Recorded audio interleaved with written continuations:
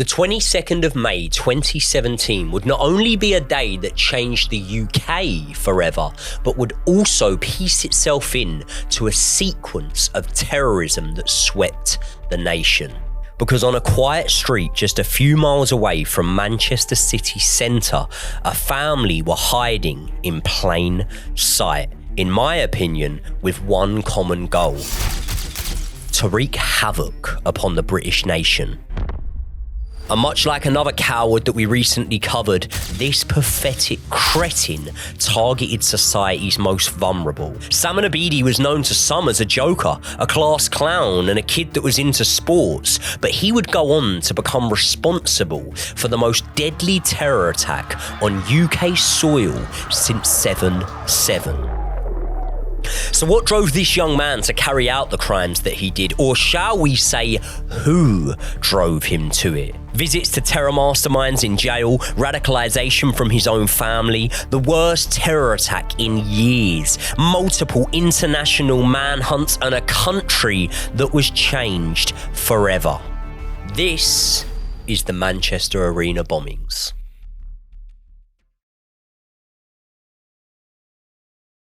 Before we get into this, I just want to say that this is an incredibly sad story, one of many missed opportunities and despicable evil. More than anything, we want to remember the victims of this attack, and our thoughts go out to all of their family and friends. And if you want to help the victims out yourself after watching this video, then please do feel to donate to the One Love Manchester project. That was a charity that was set up after this attack, and all of the money raised by that charity goes to victims of the attack and other terror-related incidents in the UK. Thank you, as always, for watching another episode of Joey and Josh. Now, let me tell you a little bit about what was going on in 2017. Brexit was front page news, and we were very much hearing about all the ramifications that could have come from leaving the European Union. On March 29th, the House of Commons passed a bill that invoked Article 50, which was the first step, as I say, of leaving the EU.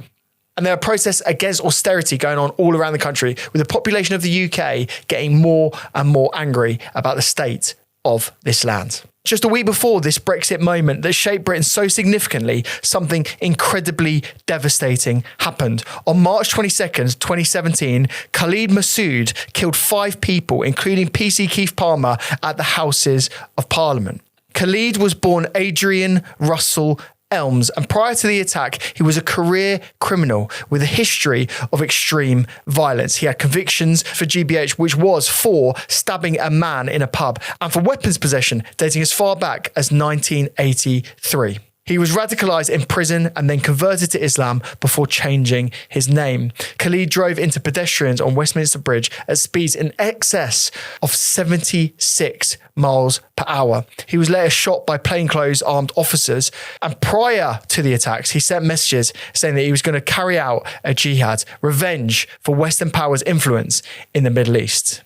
But this wasn't the only terrorist attack that happened in the days, weeks and months prior to May 2017. In fact, there were attacks going on all over Europe and indeed all over the world. And what this meant is that the terror level in the UK in May 2017 was about as high as it possibly could be, meaning an attack was incredibly likely. In France, you had the Nice lorry attack, which happened on July 14th, 2016. A Tunisian-born French citizen drove a lorry into crowds watching a Bastille Day firework display on the promenade. The attack killed 84 people and injured hundreds before the man was shot dead by security forces. Then on the 26th of July, the same year, 2016, a Normandy church was attacked. 2 armed men stormed into the church in St. Etienne during mass and took hostages, slit the throat of an elderly priest, and then the attackers were shot dead by police, and ISIS claimed them as soldiers for their cause. Going to Germany, there was a bombing in a place called Ansbach. Mohammed Dalil, a Syrian national, detonated a suicide bomb outside of a music festival, wounding 15 people. Investigators revealed that he was in contact with a suspected ISIS-linked militant group outside of Germany. And then in December of 2016, there was the Berlin Christmas market attack. An attacker named Anis Amri drove a lorry into a packed Christmas market, killing 12 and injuring more than 60. And finally, in Sweden, you had the Stockholm truck attack, which happened on April 7th, 2017. A man who had a failed asylum seeker claim drove a truck down a busy shopping street, resulting in 4 deaths and at least 15 injuries. And what you can see is that attacks were becoming more and more common, and people walking the streets felt less and less safe every single day. You know, when you hear about people feeling unsafe and you hear it reported on the news and whatever, and you're kind of taking people's word for it, and I'm not doubting that anyone was, but I can give you my own thought pattern at the time. And listen, maybe someone could accuse me of paranoia. I think that the proof would have eventually, you know, showed me that I wasn't being paranoid at the time. I've told you this before, and I told you this long before we ever discussed doing this episode. Yeah. Do you remember what I used to tell you about when I used to walk down high streets? Yeah, basically you would cross the road sometimes because you were so scared. No, I would walk in shop doorways, basically. Yes. So when I'd walk down, like say Kingston High Street, for example, right? At this point in 2017, where the crossing is, right? People from around that point will know this, and it's a local town to me. Where the crossing is, there was no bollards put up there. When you see them bollards put up on high streets, I don't know what reason they tell you that's put there for, but they're put there for a specific reason, in my opinion. And because of that reason, and because of what was going on in the world at the time, I didn't feel like I could just walk through the middle of a high street. I felt like I had to walk through shop corners and stuff like that in case there was some nutter on the rampage that wanted to plough through a fucking high street. And that was what was happening in the world. And one of the, look, I thank everything, thank my lucky stars every single day. But one of the most like horribly ironic, coincidental events that has probably ever happened in my life, and I'm so happy and so lucky, and so lucky in comparison to those that suffered, that, you know, that I wasn't affected by this, right? But around this time, I'm from Epsom, and everyone from Epsom, I don't go anymore as much or at all, but everyone from Epsom always goes to the Derby, right? Yeah. And it always falls on the first weekend of June, right? And because of all of these terrorism-related events around the time, I was on holiday. I wasn't in the country, right? I was in Tenerife, shock. And I called my sister, right? And I said, Days, I said, you're going to go to the Derby? She went, yeah, of course. I said, please, just don't go. And I know this sounds weird. This is the type of person that you don't want as a mate sometimes. You know what I mean? I'm like, Days, please don't go. And she said, why? I said, because I've got this awful feeling. This is before the Queen had died. The Queen still attended at this point, 2017. Yep. I said, I got this awful feeling, man. I said, I don't want you to go to the Derby. I feel like there could be a terror attack or something. Yeah. Well, there's hundreds of thousands of people there, aren't there? There's so many people that attend this. Exactly. And as someone, you know, like if you go over on the field and that, you know, you're not allowed to take in your own alcohol. Yep. Yeah. So as someone that's gone to the Derby for so many years, I know how easy it is to smuggle things in. Yeah, fine. You know what I mean? I've been taking alcohol out there since 11 years old. So what I'm saying is, I know that at the time I was like, look, that ain't stringent at all, and that's that's a large gathering, and somewhere that I said, don't go. Where did they go that day instead? They went to Borough Market. My sister and Frank went to Borough Market instead that day. Luckily, so luckily, as I say, I thank everything I can that they weren't involved in the attack. But to think that I was that paranoid at that time, that I said, don't go to this place because there's too many people there. They ended up going somewhere and there was a genuine terror attack that day. But before we even speak about anything, because that actually came after what we're going to speak about in today's events, let's go back to what was going on around that time in 2017.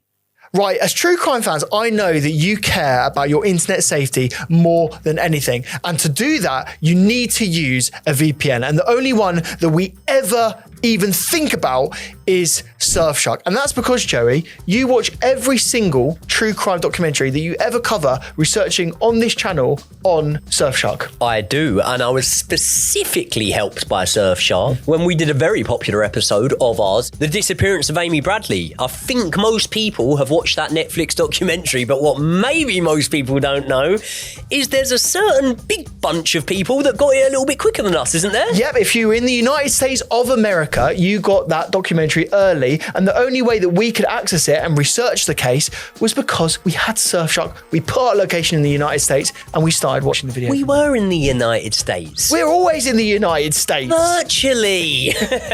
And if you want to try Surfshark for yourself, then all you need to do is click the link in the description. When you do and you use our code Joey and Josh, you will get an extra 4 months for free when you purchase an annual subscription. And guess what? It costs less than the price of a coffee to get access to Surfshark for yourself. And it's not just accessing different content that Surfshark is useful for. For example, if you're traveling a lot for work or on holiday, you've got to be very careful about public Wi-Fi because different hackers can get into your system and take control of your computer. And by using Surfshark VPN, it protects your connection instantly. And you don't need to worry about getting access to online banking or your emails because it's completely safe. All of your data is encrypted when using a VPN. And the best part is you can use Surfshark on unlimited devices. That's your phone, your laptop, your tablet, even a smart TV. Everything important in your life is covered. And if you want extra protection, Surfshark One includes things like antivirus and alert, which notifies you if your email or personal data ever appears in a data breach. And getting it to work is easy. It is literally as simple as hitting a button and then you are protected and able to access the internet from a different virtual location. So remember, if you want a huge deal on us, just hit the link in the description. It's surfshark.com/Joey and Josh. And the discount code is Joey and Josh. Thank you so much for supporting Surfshark. It means the world to us. And now let's get back to the episode. But even in this climate of fear, I would say the least place that you should feel scared is at an Ariana Grande concert. It's a place that is designed for young women, for families. They would go there to feel a joyful, pleasurable experience, forget about their daily lives and just switch their brain off. And Ariana Grande was setting off on a worldwide tour across various different countries. This was called the Dangerous Woman Tour. She chose the title of the tour to be Dangerous Woman because she was transitioning from that childhood star that we remember her into a fully fledged pop star woman maturing in her own way. However, one man decided that this euphoric, innocent space was his opportunity to inflict the most diabolical pain imaginable. And his name was Salman Abedi. Yeah, so let's learn a little bit more about Salman Abedi. Well, Salman Ramadan Abedi was born in Manchester on New Year's Eve, 1994, to Libyan parents. And Ramadan Abedi, as well as Samia, were Salman's parents. They fled Libya in 1993 to come to the UK, meaning Salman was born slightly after they arrived, but actually, they were quite busy because they had another child shortly after they arrived before Salman Abedi, and this was their eldest son, Ismail. And then a few years later, they had Hashem Abedi. There are reports that there are 3 or 4 more younger children, and I believe that if you really wanted to find out who they were, you could probably look online and find. And the reason I say you could probably find them is because they were known socially. They used to knock about with all of the other kids, and to be honest, they didn't really ever seem that far out of place. Most people describe Salman as being a kid that loved Manchester United, liked a bit of football, bit of a class clown at times, and socially, he was well received. He had a fair few mates at school. They would hang around with each other outside of school. They would go and play football, hang around towns, do the kind of stuff that most kids around that age would be doing. These lads called themselves the L Squad. That was their little crew name or whatever. And the L stood for Libyan because most of them were either from Libya or of Libyan descent. And as much as I say that Salman was socially doing okay, that's not the description you'd get from teachers if you asked him how he was doing either academically or just generally behaviour-wise at school. He was a little fucker. Basically, he was impossible to control in class, and it was noted that he was involved in approximately 15 school incidents for fighting, theft, and hooliganism. And listen to this, because this is very key when it comes to the route that he went down moving forward. I've looked at a few accounts of school friends that grew up with him, and they're actually speaking of him, you know, the way they knew him, which is fair enough. You can only speak of someone the way you knew them, and the way they knew him was, like I say, a bit of a class clown, stuff like that. But the specific wording that one of them used in a report there where a school friend was anonymously interviewed, right? He described him as stupid, easily manipulated, and very, very gullible. And as for Salman's family, the neighbours didn't really know that much about them. They kind of kept themselves to themselves. And to be honest, the kids were seen way more than the parents. When the parents were seen, the neighbours described Salman's mum as being a pleasant woman who would converse in a little bit of conversation, but not that much, kept herself to herself. And there are very, very far and few between reports when it comes to Ramadan Abedi, apart from the fact that he apparently attended a local mosque. He used to sometimes read prayer at the local mosque, and he was well spoken of inside that mosque. I'm guessing they lived off the state because I can't find any real evidence here to support Ramadan or Samia working. But one thing that was for sure is they must have had some money, because they were flying back and forth to Libya almost constantly, to be honest. And those same neighbours who didn't really describe them harshly, in my opinion, did know that they were not present as parents. It more seemed like the three young boys were running that household. And Salman himself had changed from a kid who, by childhood friends, was described as friendly, sporty, funny. He had changed into a horrible little fucker. Basically, he had stopped engaging with neighbours when they would speak to him and say hi to him. He would almost come across as violent and aggressive. And there were reports of him loudly shouting and reciting prayer in the early hours of the morning in the middle of the road. Now, prayer or no prayer, I find that highly disrespectful, to be honest. As a parent who has to wake his kids up for school each morning and stuff like that, it's not the sort of thing. It doesn't matter what you're speaking about. I personally hold an opinion that no one should be having alleged reports of them shouting in the road at 2 a.m. Remember, this isn't a religious call-in being played out through the speakers of a mosque or something like this. This is one random radicalised little nut shouting the street down. But listen, that's just my opinion as a parent. I think if my son showed a real interest in religion and that was a path that he went down, then I'd be supportive of him doing so. But I wouldn't be supportive of him waking neighbours up in the middle of the night on work days and on school nights. And you might be thinking, well, what did the parents do to combat the behaviour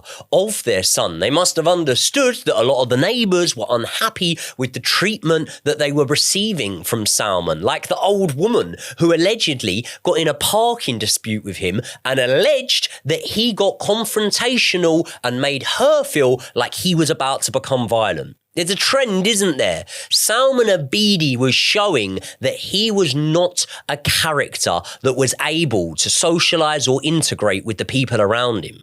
And I know we've covered the parents of certain terrorists before this, and it is a sensitive situation, but in my opinion, the reason they didn't do anything to combat his behaviour is because they encouraged his behaviour. They left the UK a month before his attack. They flew to Libya and they've never returned. But what is proven is that Ramadan Abedi took his son Salman out to Libya to do what I would class as terror training. Now imagine these people that live in the same street as these guys. You know, they still speak to the mum. She'll greet them as she passes them in the street. So will the father, Ramadan. But what they don't realise is he's secretly training terrorists to attack their country. And the Abedi kids were flying back and forth to Libya, receiving different types of training. The UK were quick in the aftermath to point out that he wasn't known to prevent, but he was known to the police and to MI5 for terror-related involvement. They deemed him to not be significant. So what Joey and I will never profess to be is experts in Libyan national sort of like the events of the time. We don't know about the civil war. We're not going to be historians that go through every single detail. But what I will say is that there was a civil war going on in Libya and there were two sides fighting against each other. There was a side under Colonel Gaddafi. He was the leader of the country at the time, and he was deemed to be a more liberal person, which is crazy to say because he was a dictator of the country. But then there was also another side, which was predominantly the radical religious element of the country, which saw the liberal beliefs of Colonel Gaddafi to be wrong and immoral, and they were incredibly angry about this. I just want to make it clear at this point of the episode that Salman and Ramadan and his family were all on the more religious and extremist side. Their beliefs, just to clarify this again, is that they want an Islamic caliphate, they want to take over the world, they want to install their beliefs, and they want to do it in a jihadist way. What that means is they want to do that in a violent way. And I just want to make it very clear that this wasn't just Salman, this was his entire family that harbored these beliefs. So much so that they went and flew to Libya and fought a war for these beliefs. Now, as we're about to go on to, Salman then came back to the UK several times. MI5 had a full awareness of what this man was doing, how he was fighting in various foreign wars, in various different locations, not just from within inside Libya, and he was doing so for religious reasons. And MI5 may have had some sort of understanding of Salman Abedi. But when he touched down in Manchester Airport on the 18th of May 2017, the country had no idea that the most dangerous terrorist in over a decade was now on the loose on British soil. So now we go to the day that the explosion actually happened. And that day was the 22nd of May, 2017. And on this day, Ariana Grande's performance was set to take place in front of 14,000 people at the Manchester Arena. Most of the attendees were young girls and families, and there were so many parents that were gathered waiting to pick up their kids from inside the foyer of the Manchester Arena. Earlier that day, Salman had visited a rental property that he had at a place called Granbury House in central Manchester. There, he collected a large backpack full of explosives and 5 kilos of shrapnel. At 8:30 p.m, he arrived at Victoria Station carrying that massive rucksack that basically weighed him down and made it difficult for him to even walk through that station. There, he sits on a platform for a decent amount of time, and then he walks to a public toilet where inside he went into one of the cubicles and then spends 10 minutes arming the device. The next time he's caught on camera is 8:48, where he's seen walking across the station from the concourse and took the lift up to the footbridge leading to the arena's foyer. He actually moves back and forward between the foyer of the arena and the concourse of the station. They're connected via one pathway. And eventually he takes the lift back up to the foyer where he's seen adjusting inside of his jacket. And basically he's adjusting one of the wires inside of that jacket. He then positions himself inside of the city room on the mezzanine floor. And he waits there because he knows that that is a CCTV blind spot. And he spends about an hour there. He basically arrives a little bit too early for his planned moment of attack. So he just stands around and waits there. And that was until 10:30 p.m. That's when the concert ended. And as you can imagine, people are slowly making their way towards the exit. Families are being reunited. Parents are picking up their kids. As Salman waited there, he had no idea how close he came to being discovered. And that's because several people deemed him to be suspicious, and many of them reported them to local authorities. Before 10 o'clock, a worker hired to prevent illegal screen recording spotted Abedi and reported him to a British Transport Police constable. The constable later stated that she had no recollection of this conversation. At 10:12 p.m, a concerned member of the public asked Abedi what was in his oversized bag. When Abedi ignored him, the bystander reported him to a security guard. The guard then attempted to radio for help, but could not get through due to heavy radio traffic. And I don't know if you know this, Joe, but the guard later said that he didn't report Abedi to his superiors because he feared that he would be deemed racist for doing so. I did know that. And that's one of the shocking things about society at the moment is the fact that people, and I'm actually not you know, in the context of it, it sounds awful, but I'm not specifically going for this person. I'm saying it's a societal effect, in my opinion, that people were scared to be branded or labelled as something that they weren't, in effect. And that fear overrode their instincts of actually preventing their natural fear, their natural concern of someone that could be, you know, doing a lot of people significant harm. We're basically saying more fear for being branded as something that you're not, rather than protecting fear people for being actually injured or hurt. Yeah. It is a damning indictment of the way that things are. And the errors didn't end there, because police were all over the place on this night. Effectively, there were meant to be 5 officers on the mezzanine area of the foyer. They were meant to be stationed there to protect the public and make sure they got safely from the arena into the train station. But 2 of the officers that were meant to be stationed there decided that they wanted to have a little dinner excursion. That excursion meant that they went 5 miles each way, so a 10-mile round trip, just to pick up a kebab. They then wasted 2 hours of time that they were on duty picking up that dinner and eating it. So now we're towards the end of the evening. Ariana is performing her last song one last time. As she finishes, the house lights go up and everyone starts to exit the arena. But at 10:31, a huge blast completely stops people in their tracks and can be heard for miles around. Paul Reed, a merchandise seller that was working in the venue, and what I will say is an absolute hero when you learn what he actually did, remarked that inside the foyer, he saw dust, smoke, metal, and bodies everywhere. Zara, a 14-year-old girl attending the concert with her best friend Ella, said that they just fell on the floor, and the first thing they saw when they looked up was bodies everywhere, and we were covered in blood. So the immediate scene is complete and utter devastation. 22 innocent bystanders were killed, and over 1,000 more were injured by the blast.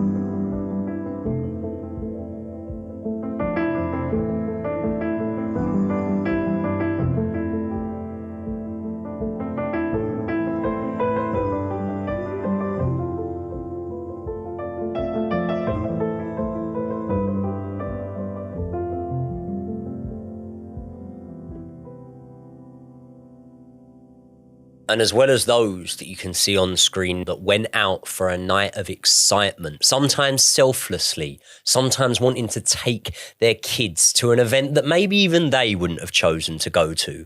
But as good parents and guardians, that's exactly what they did that night. And they would have left alongside those children feeling like they had seen a superstar and they had witnessed and had one of the best nights of their life, I'm imagining. I know when I was that age, that's exactly how I felt when walking out of the arena in Birmingham after watching the WWE and things like that. And I can imagine a very similar feeling would have been in the atmosphere just before that fatal moment.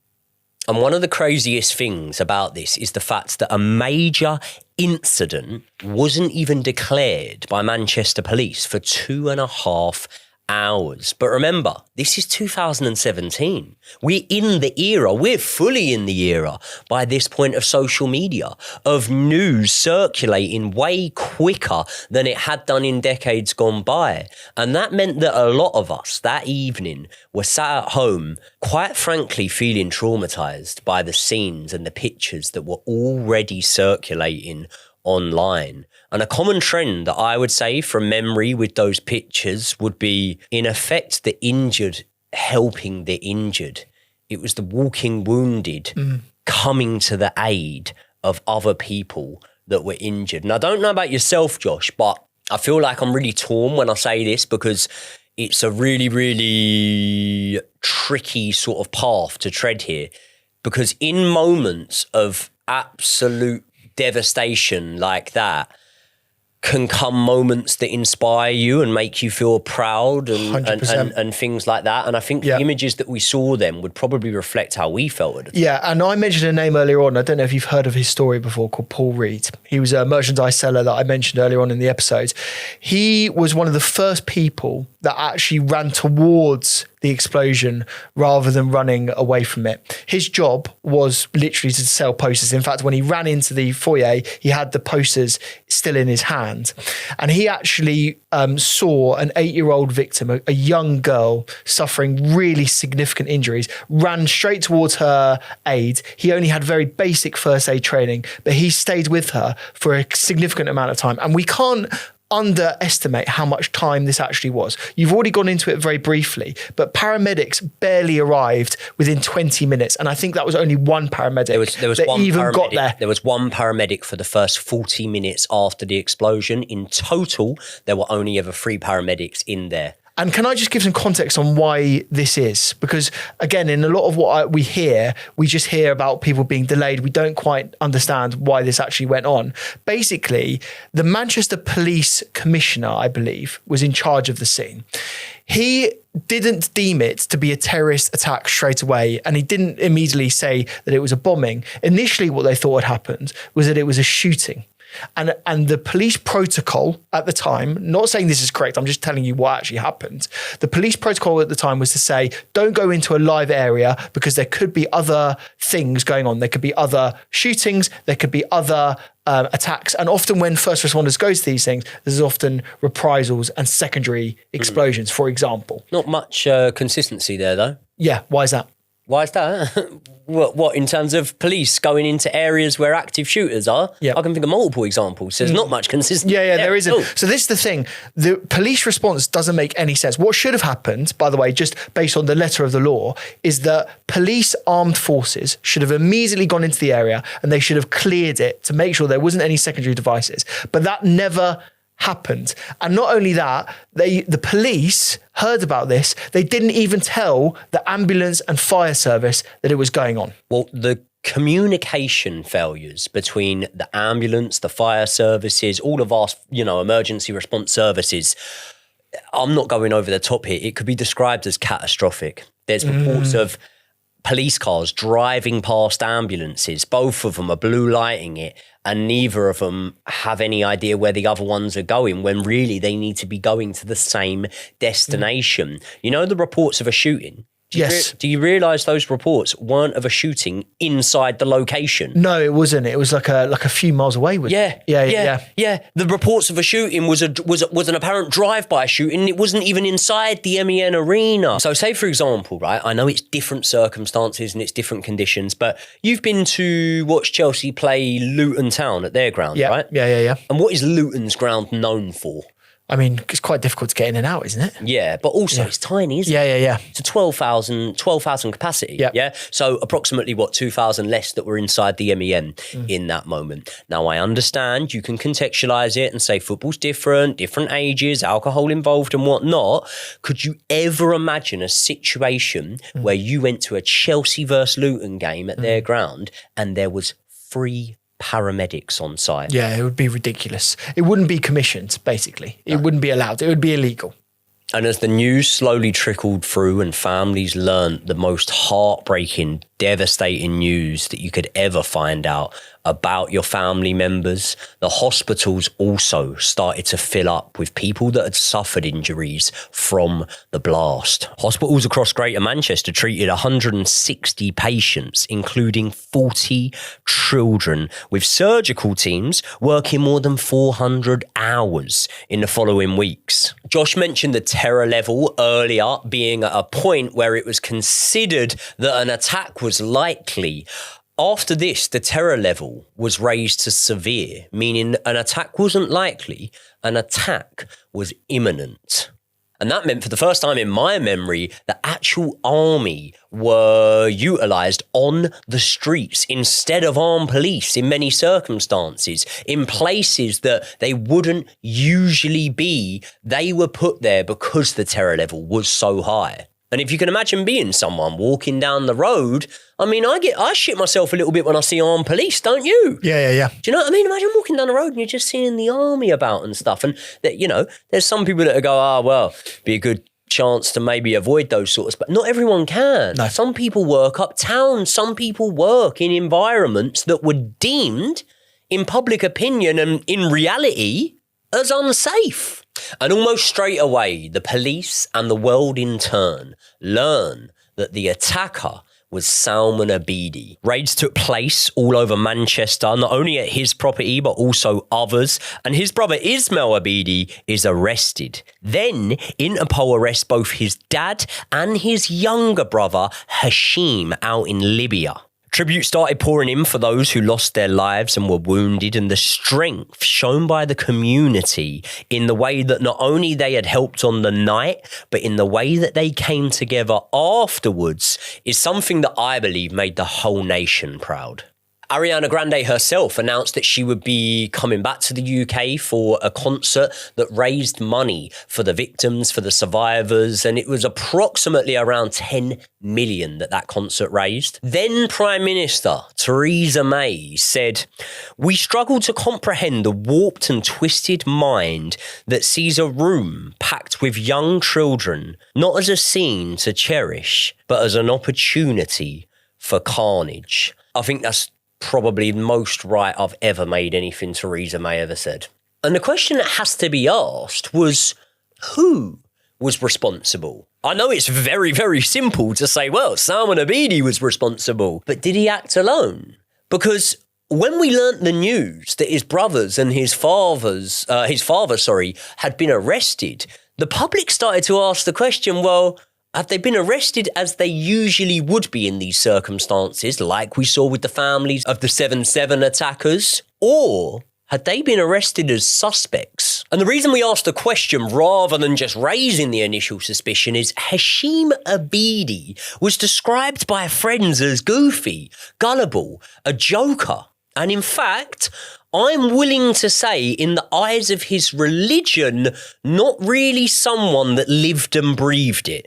It's alleged by many people that Hashem Abedi liked a bit of the Mary Jane. He liked a bit of the devil's dandruff, and he also liked the odd disco biscuit. Plus, enough drink to have me slurring my words or in bed by 7 o'clock. He used to frequently go back and forth to Amsterdam. We all know what you're doing there. Same as I was. So could he really be the man that had masterminded his brother's attack? Or should we look at the older brother, Ismail? Because Ismail kind of had a parental role in the house. You know, their parents were in Libya a lot of the time, and he was the oldest out of the siblings, which meant that he was kind of in control at home a lot of the time. And therefore, you'd have to look at him, I suppose. I'll tell you who had looked at Ismail.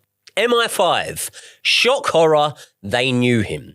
And Ismail knew a lot of well-known, notorious terrorists, one of which he took his little brother Salman to visit inside of prison. And what do you believe that man was in prison for that they were visiting, Josh? Let me guess. Terrorism charges? Yeah, he was recruiting people for ISIS. Basically what I'm saying is this. Ismail was clearly the same way inclined as his little scumbag brother, and therefore I'm pointing a finger at him. And so were the police. They arrested him straight away. But in a move that should shock us, but being with the amount of true crime that we actually cover now, we're kind of hardened to this. The police keep him in for questioning. 2 weeks worth of questioning. And eventually, they let him go. He then tries to flee the country, but don't worry, Josh. They catch him. Okay, great. So now he's back in prison. No. Oh. They let him leave. They let him leave the UK? They let him leave the UK after his brother had bombed the Manchester Arena. And Ismail's still a wanted man to this day. Apparently, no one knows his whereabouts to this day. There are reports that Ismail might be with his father out in Libya, but who knows, eh? That would just be throwing allegations round. There may be reports that Ismail is still actively fighting, but who knows? But obviously, as you lot can see, I'm kind of sitting on the fence with my opinions. You always do. I always do. It's I'm kind of sitting on the fence with my opinions on this one. I'm not casting any judgment yet, but why don't you tell me what the scumbag family's parents were up to? Yes, and not only his parents, but also his brothers, because it's clear at this point that Salman was not acting on his own. So what actually happened next? Well, Hashem and his father, as Joey has said, were both arrested in Libya, in the capital city called Tripoli. And after being arrested, Hashem says and claims that he was actually tortured in a military prison in Libya and was forced to confess his part in the crime. The UK then spend 2 whole years trying to extradite him and get him back to the UK so that he can face trial. The problem is that there was no extradition treaty between Libya and the UK. And also the country was in a civil war. So this took way longer than it should have. But in July 2019, Hashem was actually finally returned back to the UK and he was flown on a private jet to face justice. By February 2020, Hashem was in court and his trial began at the Old Bailey, where he pleaded not guilty. He was charged with 22 counts of murder, attempted murder, and conspiracy to cause an explosion, likely to endanger life. During the court proceedings, the jury heard compelling evidence that Hashem was actively supporting his brother in committing the crime. So much so that they actually said that he was acting as his brother's driver and as a weapons technician. The prosecution then presented evidence that Hashem persuaded close acquaintances to purchase chemicals on his behalf to manufacture the explosives. He sourced metal drums used to build the prototypes for the weapons used.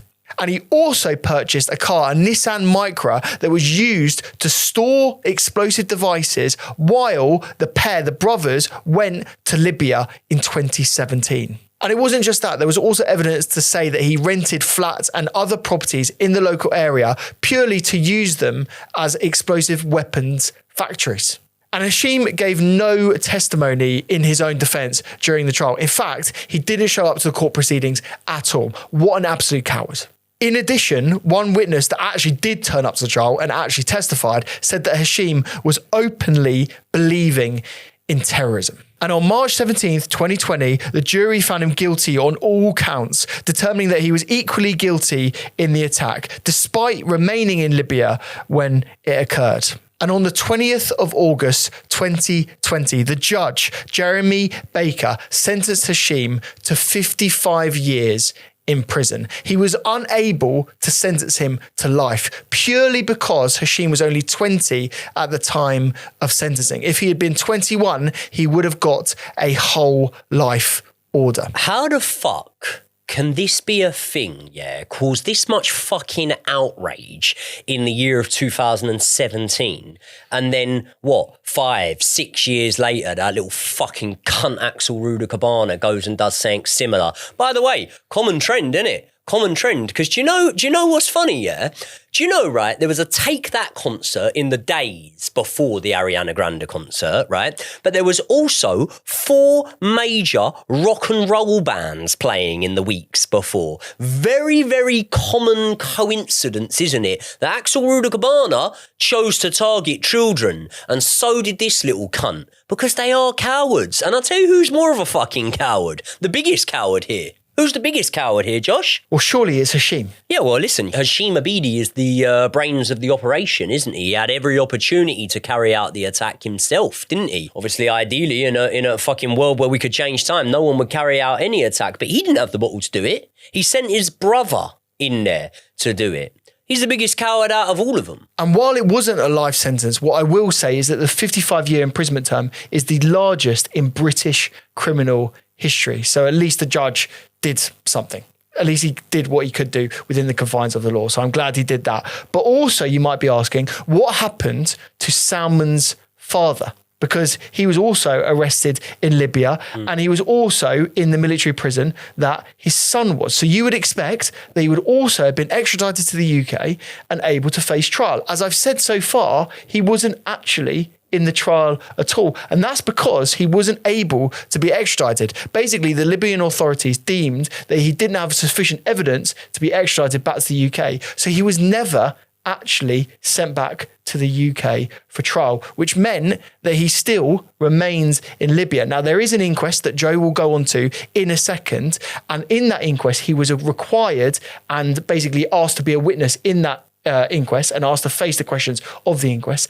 But he didn't attend, which now means that he's an active fugitive and MI5 are trying to bring him back to the UK to face some consequences. Yeah, well, he's an active liar. He didn't want to go to the inquest because he knows himself he is a terrorist. But let's move on to his son Hashem, because Hashem Abedi has definitely not kept his head down since being inside of prison. As you'd expect, he's still a radical extremist in there too, and just years into his sentence, himself and 2 other convicted terrorists attacked a prison officer, Paul Edwards. Is this that boiling water attack? It's not. That's the attack that a lot of people know about. And I'm not saying people don't know about this one, but this was when these 3 terrorists were apparently stripped of some privileges. And apparently, I don't know this for fact, it's because a certain prison screw at the time had forbid them from all shaving their heads or something like that. It's probably something to do with having razors and shavers and clippers and stuff like that. I've had mates in prison and I know that the screws kind of do determine who's allowed them. I don't think you're just available to have in your cells and stuff like that. So what they did was they broke into the office where the prison officer, Mr. Edwards, actually was, and they hit him over the skull with a chair before beating him to the point where he was fearful for his life. He was 57 years old, so he was a veteran prison officer at this time, 25 years in the game this man had given his life to, and yeah, attacked by 3 wrong-uns. Hashem got 3 years and 10 months added to his sentence for that attack, and following the incident, he was moved from HMP Belmarsh to HMP Franklin. He wasn't actually done there, though. He actually got involved in another prison fight that I can't find all that many details over, other than the fact that it involved quite a few different people. And then on April the 12th last year, he was inside HMP Franklin, where he was apparently inside a kitchen as part of a separation centre. But regardless of this, clearly, from what I'm about to tell you, this man still had access to weapons, or at least anything he could get his hands on that could do damage. And that's exactly what he did do. He assaults 3 prison officers using a variety of boiling liquid and makeshift weapons. 2 officers have such serious wounds that they require intensive medical treatment, while a 3rd officer was treated and discharged the same day. So now he's back inside HMP Belmarsh, and I should probably tell you that figure that we spoke about in the Ruda Cabana video, where we spoke about the amount of money that the taxpayer actually has to pay to keep these people in prison. It was approximately, I think, around £55,000 for Axel Ruda Cabana. But for this kid, it's way more than that. You're looking at closer to £90,000 per year, because Abedi's being held under a strict multi-unlock protocol, which requires a minimum of 5 prison guards and a video recording officer to be present every single time his cell door is opened. Oh, by the way, just so you know, it's now heavily reported that after the boiling water attack and the stabbing incidents, he's now had his privileges restored. So it's alleged that Hashem Abedi now is able to watch Freeview TV from inside his prison cell, as well as playing on games consoles. And Josh has spoke about some of the missed opportunities, but they just pile and pile up. Like the fact that MI5 actually knew that Salman Abedi had been involved in some form of conspiracy to make bombs. But what did they do? They deemed it insignificant. Did you know that there was actually a social worker that when he was a young kid reported him to the authorities as well? Basically, in a RE lesson, he said that he sympathised with suicide bombers. And the social worker reported this to the police. It then went to Prevent. And again, that was deemed not to be important enough to actually do anything to him.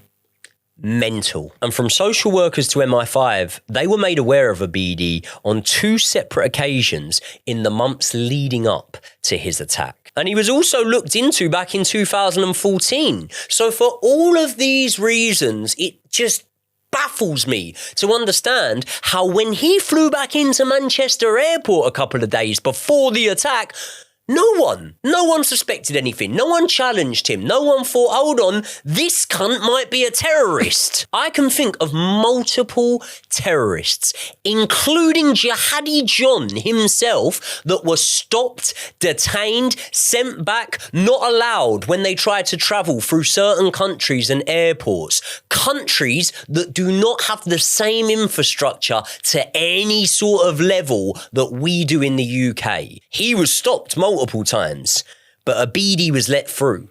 In December 2025, a major global settlement was reached for civil claims brought by the families of the 22 people that were killed and the hundreds of survivors. And a judge approved a £20 million payout specifically for children injured in the attack, with individual awards ranging from approximately 2,700 to 11.4 million for some victims. And just quickly, one thing I want to mention about this case is, have you heard of a man named Richard Hall? No. Richard Hall is a journalist of some types. Used to work for a very famous company that you might have a box of in your house. Anyway, he is a theorist, in my opinion. And listen, for someone to call someone a conspiracy theorist coming from a true crime channel, you really are talking. Coming from a conspiracy theorist, I should say. Takes one to know one. Yeah. But listen to this, because this is no laughing matter, right? Yeah. He started claiming that it was a hoax. I spoke about the other day on the BBC about crisis actors. Oh, for fuck's sake. Listen to this, bro. Don't. Listen to this. He started claiming that they were crisis actors and it was a hoax, yeah? And he sold hundreds of thousands of books where he did this, where he claimed this, yeah? Now, what could be worse than claiming that about victims, about people that had people die, and about people that had people injured? Could anything be worse? Nothing could be worse. The fact that he was sat spying on them. He went to the victims' families. And the victims. He went to their homes and he spied on them because he believed that they were crisis actors that were putting it on or that were likely already injured. The families, in the end, took him to court, and it turned out in the aftermath that, as I say, he had been tracking down the families, spying on them to see if their injuries were legit, which, of course, they were. And in the end, through the courts, he had to pay out £45,000 to those families that he spied on. And as much as I'm sure we could dive deeper into this, and this may be a theme on the channel that you want to see more videos on this specific type of topic, but that is all we have time for today. And again, Josh, we're getting to the point now where I feel as a community, which is very much what I feel like our subscribers are and the people that we interact with, even when I'm reading out suggestions for some of the videos, you'll know usernames before I even say it. You'll say, oh, so-and-so suggested this, where we have got such a community. And I think it's important to honour that community that have showed us all this faith, invested all this time into us to go with their requests for these cases. But one thing that I do want to say is it's fucking difficult, man. It's so difficult. And what we want to say before we end this episode is we just have our thoughts and prayers go out to all of the families and the victims. We very much hope you do consider donating to that charity. It'll be linked in the description below. And again, because it can help all of the victims, a lot of them dealing with incredible medical expenses, dealing with trauma and so much more. So please do consider donating to that. Again, our thoughts and prayers go out to every single victim in relation to this awful, awful crime. So once again, thank you guys for making it round to the end of another video. We are literally at a point now where operationally we are only covering cases that have been suggested to us because we have that many to get through, and we will be getting through them. But if you can't wait and you want to watch another one right now, why don't you watch our video we did on another man with some disgusting ideologies who acted on them. We're talking about the man that let off 3 multiple explosions in London, a man named David Copeland. That video is linked on screen right now, and we look forward to seeing all of you guys in the next one.